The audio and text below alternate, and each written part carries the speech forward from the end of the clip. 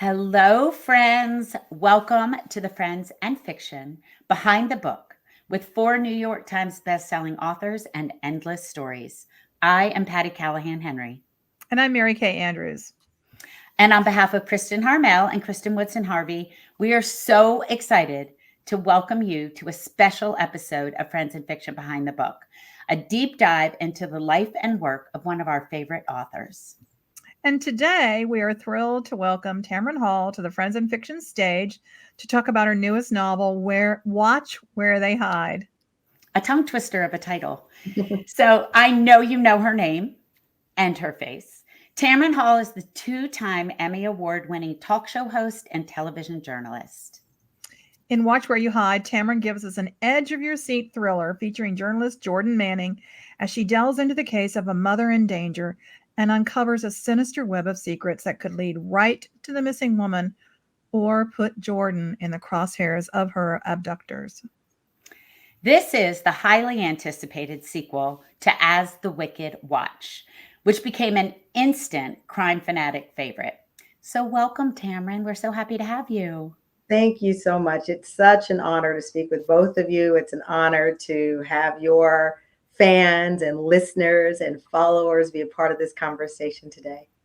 Well, we know that they are big fans of yours because we have seen the book posted all over the Friends and Fiction page. Everybody has been waiting for this sequel. Yes, definitely.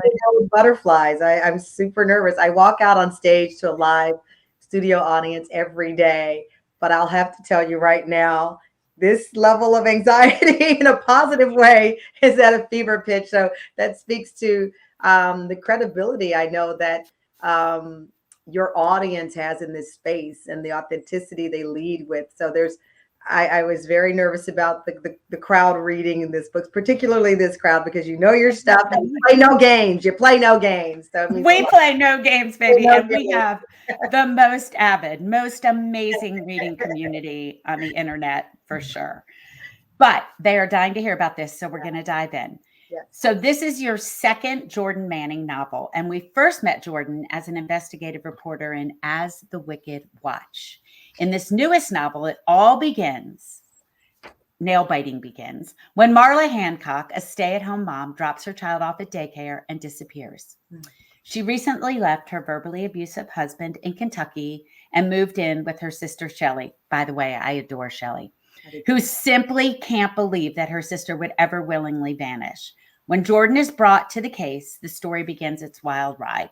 So what else would you tell us about Watch Where You Hide? Well, the case was inspired, the disappearance of Marla Hancock was inspired by 2 cases that I actually covered on my series, Deadline Crime. I had a true crime series that launched so many years ago. I watched an old episode the other day and I was like, who was that baby on that case? You know, that's funny. 6 seasons of the show that still currently airs and is a very popular true crime series and was really the beginning of what we're seeing right now in the true crime space. Is so many shows and so many podcasts. And it is exciting for someone like myself to witness the curiosity that comes with true crime, to be quite honest with you. I was a reporter for 30 years, started reporting in 1992, but this Deadline Crime show took me into a far more intimate role of reporting true crime. 2 cases that stood out to me for very specific reasons. One was the disappearance of Venus Stewart. Her remains were not found for 8 painful years for her family. And I met them in Michigan right before, thankfully, they were given peace to allow her to rest in peace. And they had that closure of where her body was put by her own husband. The second case I covered when I was pregnant myself, a young woman, along with her husband, decided that they would go on Craigslist and she would have sex for money. They were at their wits' end. They had financially just bankrupt, and she ended up responding to someone, and he was a serial killer, unbeknownst to her, but she was pregnant at the time. And so when I was narrating her story, I was pregnant, and I remember thinking, this can't be, there are moms reading Baby Einstein or, other beautiful children's books to their unborn child, or even reading how to parent books, and I'm narrating this case, and I was obsessed with it in such an unhealthy way, to be honest with you. I would go to bed and I would try to think about what her, it still makes me emotional, like what it was like to know that you're in the face of evil and you're not just fighting for your life, you're fighting for your baby. And so it stayed with me for such a long time. So I had the foundation of truth, and I wanted to pour that into this character, a work of fiction, but I knew she needed that authenticity of what it's like. Mary Kay, what it's like to be on the ground as a true crime reporter. So that's how the story starts. It is inspired by that. But with fiction, I'm able to bring in different aspects of Joran Mannin, this vigilante tone that she is taking. And that's truly, even though this character is a journalist, what I am playing with here is what happens when reporting the facts aren't enough. What happens when being a witness is not enough and being a participant may be your calling as she sees it. So that's where we meet Joran now. She's on the rise as a reporter, but emotionally, she's being pulled in another direction. Which they tell you not to do as a reporter. Well, you're not supposed to. I mean, that's a challenge of being a reporter. I can tell you more times than I can think of how many times I stood in front of the yellow tape and I'm supposed to focus on the camera in front of me. But all I want to do, like everyone else, is look back. What's happening and there? Comfort. And comfort. And there's so many layers to it. So you see Joran, this reporter, climbing the ranks. She's now Justice Jordan. In my first book, As the Wicke Watch, she got heavily involved with this case, the disappearance of young Black girls in Chicago. And we see her being pulled and introduced to the reader. Now she is a successful reporter, which is always the goal. You start to get a reputation for being a person who can bring in the story. But she's pulled now ever more so by Marla and Marla's sister, Shelley, who I adore as well. Yeah. I had dinner the other night with an old friend from my newspaper days. We worked at the same paper in Savannah more than 40 years ago. And I was telling him about a case that I covered as a young baby reporter about a young woman who left her car running at the top of the Talmadge Bridge that goes over to South Carolina. Patty knows that bridge. Yeah, I know that bridge well. Left her car running, left her purse in the front seat. And of course, at first I didn't know what had happened. She jumped. And I remember I was not a cop reporter, but I was working cops that Saturday, and I called her family members and talked to them about what do you think happened? And her sister was just heartbroken and said, I can't imagine, she was happily married. She had kids.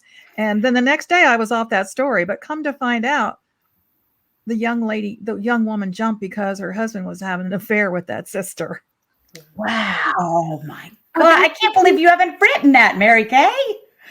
Oh my gosh. I know. The truth of the matter, when you start, and as we see Joran Mannin, when you start to peel back the layers of crime, and in this case, there's natural suspicion around her husband, Jim, as we know, based in real life. I believe it's around 70% of cases of violence against women. 70% of the perpetrators are men that they know, not necessarily a husband, is somebody in their life who. Right. And so statistically, when people wonder about, well, why are they looking at the husband? This sad truth is that is where the case should start. And we even see now with Scott Peterson. I mean, talk about timing. When I wrote this book, this was well over a year ago. Now there are new theories about whether or not Scott Peterson is an innocent person. And I'm waiting for there to be any evidence that changes my mind from guilt to otherwise. From what we've already decided, That we've already decided based on the evidence that was presented during his heavily covered trial. But there's always this pull of who is to blame. And in this case that you mentioned, Mary Kay, or has that person decided that this journey was not one that they wanted to live anymore? And that's what we see with Marla. There's a great mystery behind her disappearance. And that was very intentional, given the natural conclusion of, oh, it must be the husband. But even in the case of it being the husband, it's, to your point, in your case, why? What did the husband do in this case to push this woman to the literal edge there? Yeah, and it's always hard to remain subjective about these stories.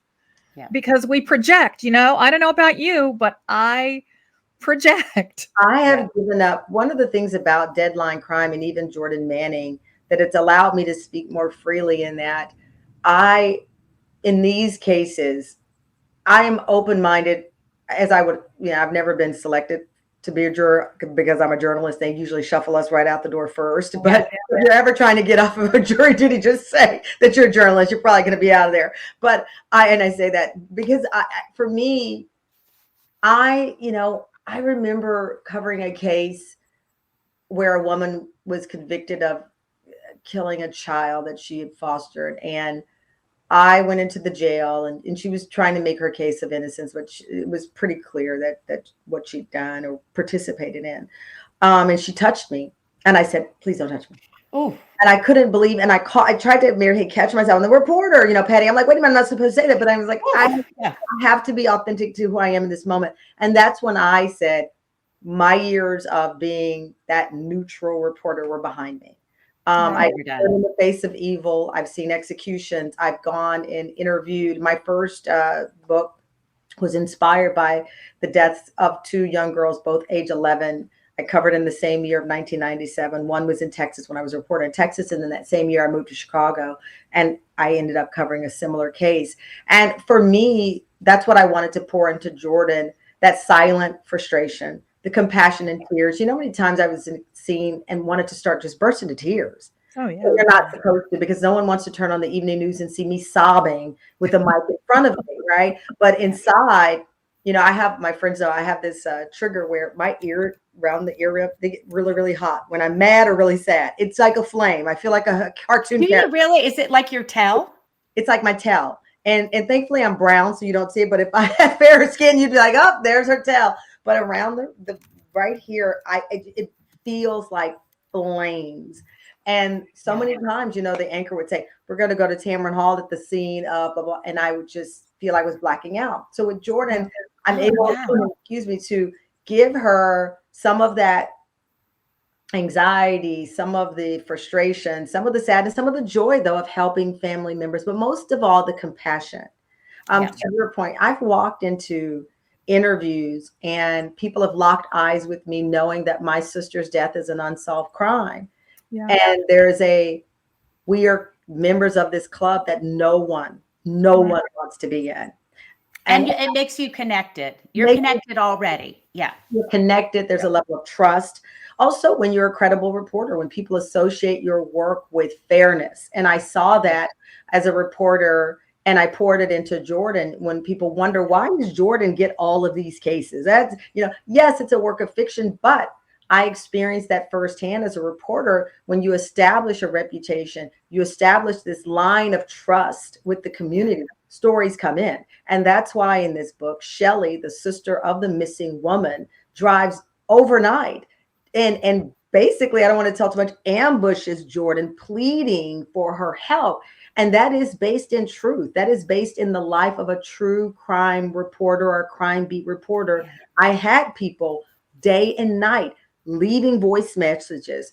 Back then, emailing, now everyone tweets me or DMs me. But back then I'd come into work and there'd be a flood of emails from people with tips, with cases, with that desperate desire of needing help. And they wanted please.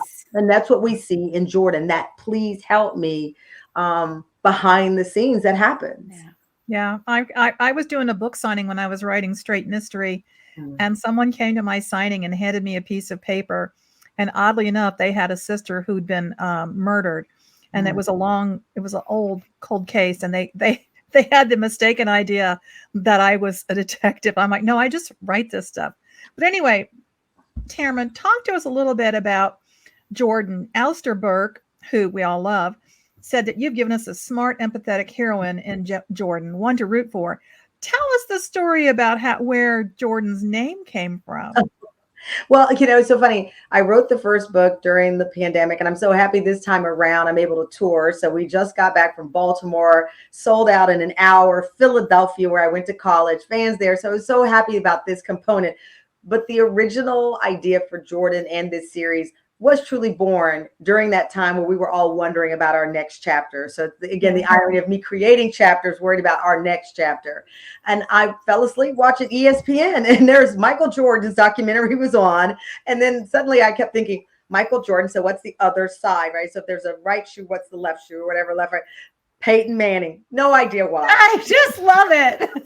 So, and then on top of that, I'm known for my high heels on the talk show, but I have this huge collection of Jordan sneakers randomly. It's gotten a lot smaller now that two of my nieces wear my shoe size. But back in the day, before they turned into teenagers with a size 8, I had a great collection of sneakers that I love. So that's where her name came from, Joran Mannin. Her Texas roots are my Texas roots. Chicago, I worked in that magical city for 10 years, but the rest is born from, this. I've always been this very curious person. And I have to tell you, if someone said, what were you born to do? I know I was born to be a reporter.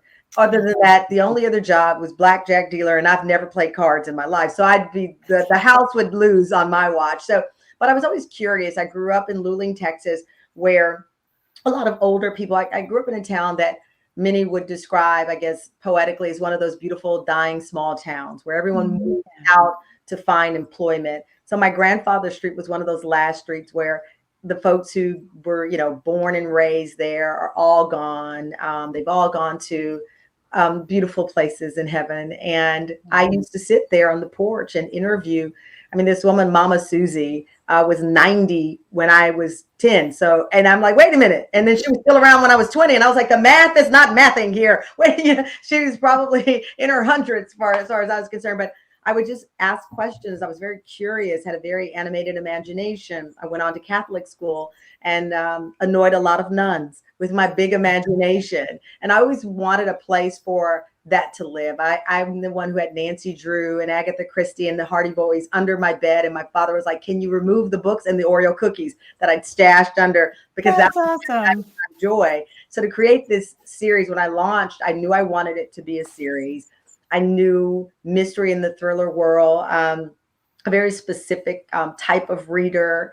I jumped in very authentically and very raw. I'm sure that there are many other things that I should have done and I could have done, but I wanted the reader to see my true authentic self, right? Because I think as a writer, you do want embers of that, even in fiction. So I wanted the rawness and the way I articulate the beat. And so the first book I wrote on Long Island. We were, huddled down, and we have this small house. And I was doing my best, like thriller writer. I had a cardigan and my coffee, and I'm looking out at the evergreens in the distance. And I'm doing a whole, cosplay visually of the mystery writer, right? Writer. But I was writing from my heart in this contemporary way. I had a lot of recording devices, and I jump out of the shower and jump back in. The water's cold, and I did it that way. This book, Watch Where They Hide, was written in the city. My son was in preschool, so we were in the battle for kindergarten. There was an intensity around my life, and this book is much more intense because of that, which I was really, really surprised to experience, not being an author, not being a writer. I mean, you can eat something for dinner, and it impacts what you write, your whole life. Your whole life. A song you hear, something somebody says, everything. I hadn't experienced that. My show is live 3 days a week. We tape 2 days a week. I script all of those shows, but they are very in a almost 48-hour, my producers learn their assignment 2 weeks maybe in advance, unless there's a big breaking guest. And so that's the window. The runway is about 14 days max.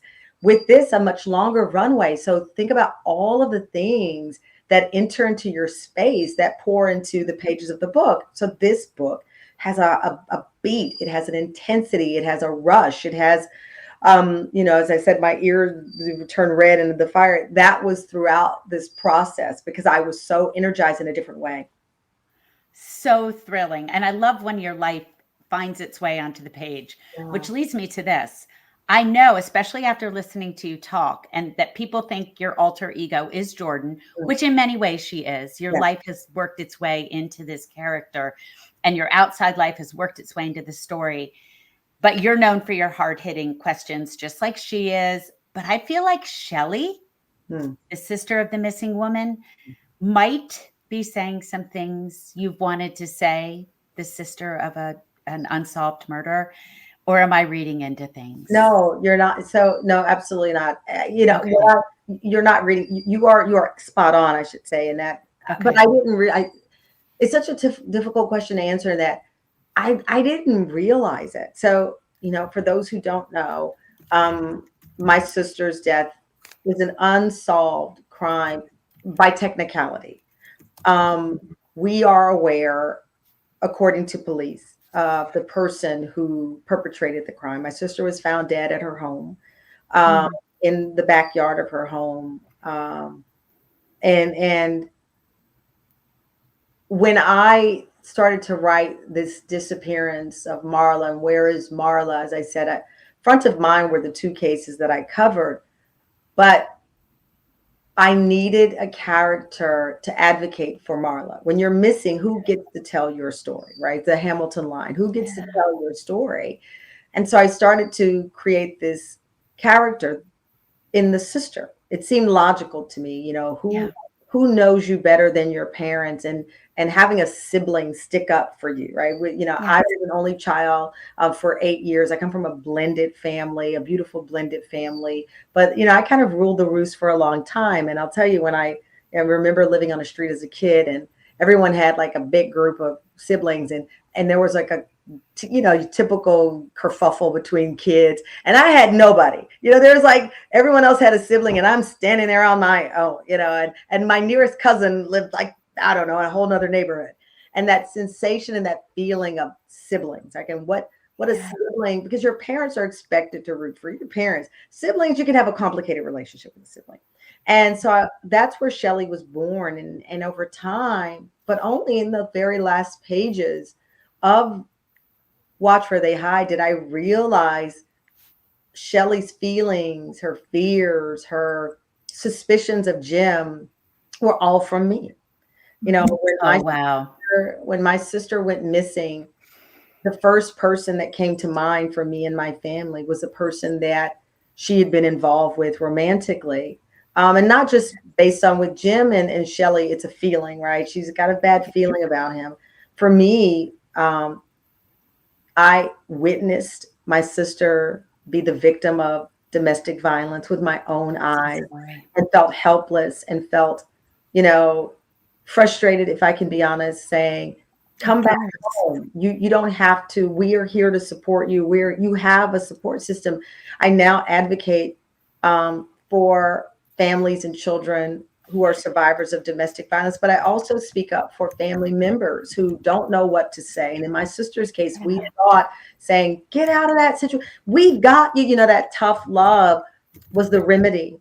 But many times when you are pushing people, as we know, they recoil, they feel judged. And I shared that story of embarrassment, of, grief, but also guilt of what do you do and what do you say with the public, to share and use my platform as a place of space of honesty.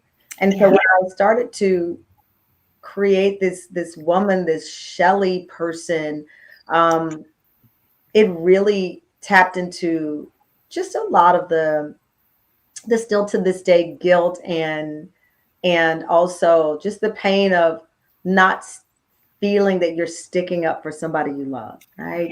What could I have done different? What can I do now? What could I have done then? How can I fix it? Yeah. All of those what ifs. And so Shelley does speak with her gruff way and her sensitive bones and all of that. And it comes from here. It comes deep here. I could tell.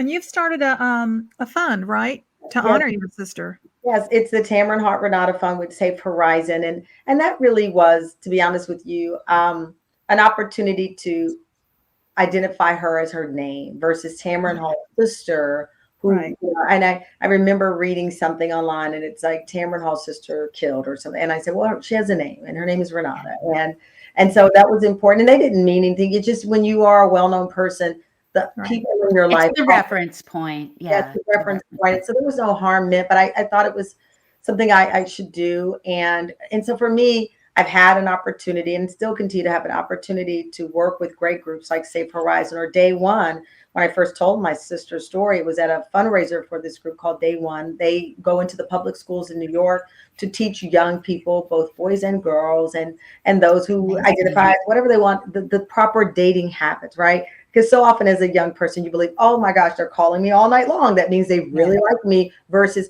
they're crossing a line, right?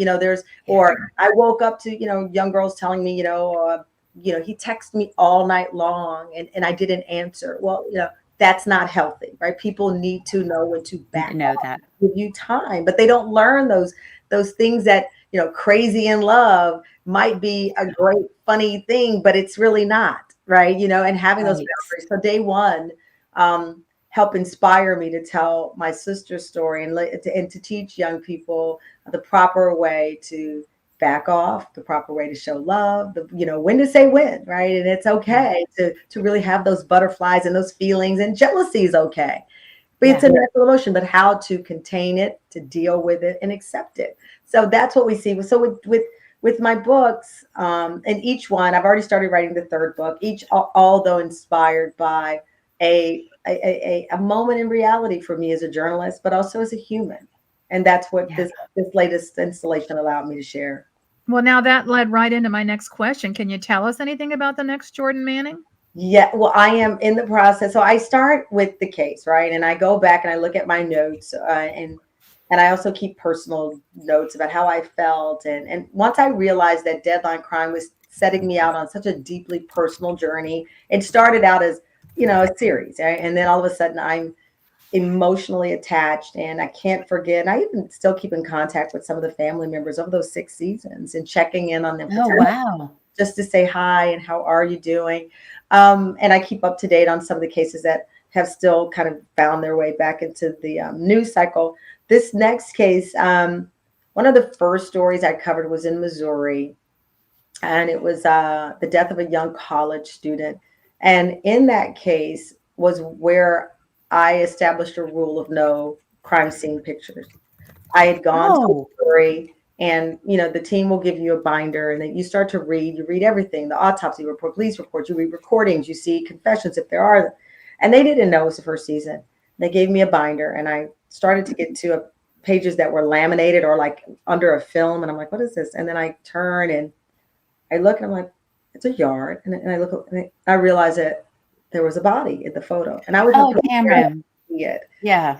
And I remember I like threw the binder, like, oh my God, and I was like, I couldn't believe it. And I'm in a room by myself.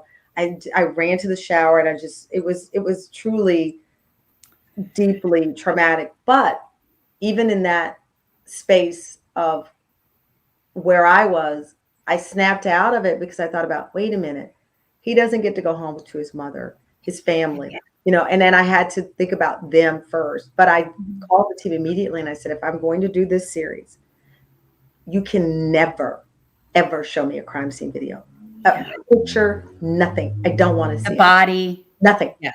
And so, and they were, of course, apologetic. They didn't, but that was a pivotal moment as a reporter, but separate from Jordan, the reporter, being inspired by that in the next case. The story was one of a great heartbreak of a mother sending her child off to college to achieve this dream that no one in their family had, and it turning into something far more sinister and sad. So I have Jordan still very passionate. I have her again pushed to, is this what I want to do? But what I think now, to be honest with you, this started as a crime thriller mystery surrounding this reporter. And when I think about Jordan now, I'm deeply worried about her and this vigilante part of her. I think she is being pushed to, show up as the anchor. And I feel she's telling me that's not what she is. And I see a much more aggressive and concerning person emerging, but her moral compass is high. So I don't think that she'd be willing to break the law, but I am worried about how maybe getting in some trouble, a little bit of. Yeah, I think she is a lot I think mentally, her mental health is a lot more fragile than she realizes. And so we're seeing what's her moral compass, right? And I keep asking myself, to stop a crime, how far would you be willing to go? Oh, wow. Yeah. And that's Or to where protect someone. to Both, protect right? someone. Exactly. And that's what I mean, to protect someone. Or, I keep playing with this idea of, if you knew a child was in harm's way and you had a split second to stop it, but to stop it, you'd have to do something really questionable, but it would save the child. Would you? Right. So Well, that's what we've got coming. Given us a lot to think about. I know Tamron, it. I know everybody's already, probably trying to figure out, how do I pre-order that? I know. So we're working on it, but I think this particular installation, we start to learn a lot more about Jordan. We start to see the emergence of grittiness, and we see what was important for me, especially. The first book dealt with the disappearance of young Black girls. In this case, Marla happens to be rural. She happens to be a mom. She happens to be white. She's very different from Jordan. And that was important to me. And then for me, because as a reporter, when I walk in a newsroom, I would never say, okay, well, I only want people who are from Texas, who have shorter, you don't get to pick whose story you are telling. And I wanted the readers to understand that she is a reporter. She happens to be Black, but of course she's a journalist. And as a journalist, your job is to see humanity. And so through her eyes, it was important for me to start to tell the story of different victims, but you see the same Jordan in that she is compassionate. She is a bloodhound. She is a dog with a bone. And if you go missing or anything happens to you, you want Jordan on the case. I remember somebody telling me years ago, if you're drowning and you reach your hand up, you're not looking at the color of the hand that's going to save you.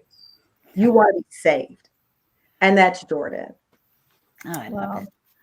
We've so much more we could talk about, but I know you're a busy lady. So thank you so much, Tamron, for being such a wonderful guest today. We've loved talking to you. It's my honor and pleasure. And thank you so much. Part of Jordan's story is women sticking up for women and being there for women. And it is not lost on me that two amazing, talented, and just passionate women are in front of me and supporting this book. So thank you so much. Oh, and you have a whole reading community behind you, supporting you. Trust me. And all of you out there, don't forget to tune in every Wednesday night here on Facebook or YouTube for brand new content about books, authors, the reading and writing world. Today, you got both, because Tamron talked to us what it's like to be the reader and the writer. You can find everything about the Friends and Fiction universe, from the live show to the podcast, on friendsandfiction.com. And don't forget, we've got the Friends and Fiction official book club on our website too. Anyway, y'all, thank you so much for tuning in. We'll see you next time. Bye, y'all.